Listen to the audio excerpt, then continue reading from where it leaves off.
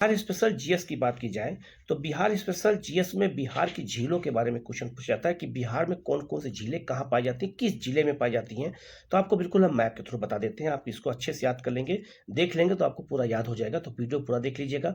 सबसे पहले अगर आप मैप देख रहे होंगे, तो सबसे पहले अगर देखा जाए तो एक काँवड़ झील आपका बेगूसराय में है, बहुत बार ये क्वेश्चन आया हुआ है। तो काँवड़ झील में प्रवासी पक्षी साइबेरिया से आते हैं, तो ये प्रवासी पक्षियों के लिए भी जाना जाता है और यह जो है बिहार का रामसर स्थल भी है।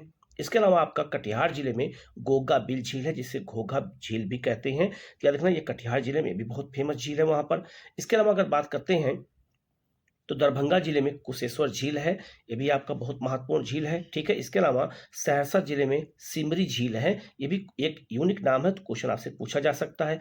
इसके अलावा अगर बात करते हैं राजगीर या नालंदा जिले में, तो यहाँ पर आपका याद रखिएगा जो है घोड़ा कटोरा झील है, ये भी एक यूनिक नाम है, तो ये भी क्वेश्चन आपसे एग्जाम में पूछा जा सकता है। इसके अलावा अगर बात करते हैं तो बिहार में आप देख रहे होंगे मैप पे, तो अनुपम झील कहाँ पर है, कैमूर जिले में है, ये आपको याद रखना है।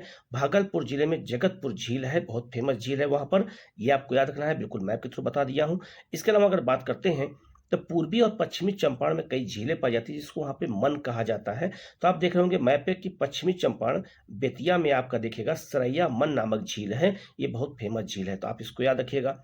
पूर्वी चंपारण की बात करें तो पूर्वी चंपारण के मोतिहारी में एक आपका मोती झील है, ये बहुत फेमस है। और वहीं मोतिहारी पूर्वी चंपारण में आपका पिपरामन नामक झील है, ये भी बहुत फेमस है। तो ये रखना, इन झीलों को अगर आप मैप के थ्रू पढ़ेंगे तो आपको जल्दी याद हो जाएगा। और मेरा यही प्रयास है कि आपको हर चीज़ मैप के माध्यम से या डायग्राम के माध्यम से बताया जाए, जिससे आपकी कन्फ्यूजन दूर हो जाए और आपको आसानी से वो चीज़ याद हो जाए और एग्जाम में अगर क्वेश्चन आए तो गलत ना हो। क्योंकि हम कोई चीज़ जब हम मैप से पढ़ते हैं, कोई चीज़ अगर हम डायग्राम से पढ़ते हैं, तो हमारे दिमाग में बहुत दिनों तक वो चीज़ें रहती हैं और हमें वो डायग्राम या मैप याद हो जाता है और हमारे क्वेश्चन एग्जाम में गलत नहीं होते। तो हमारा यही प्रयास है, तो आप हमारे साथ जुड़िए, चैनल को सब्सक्राइब कर लीजिएगा।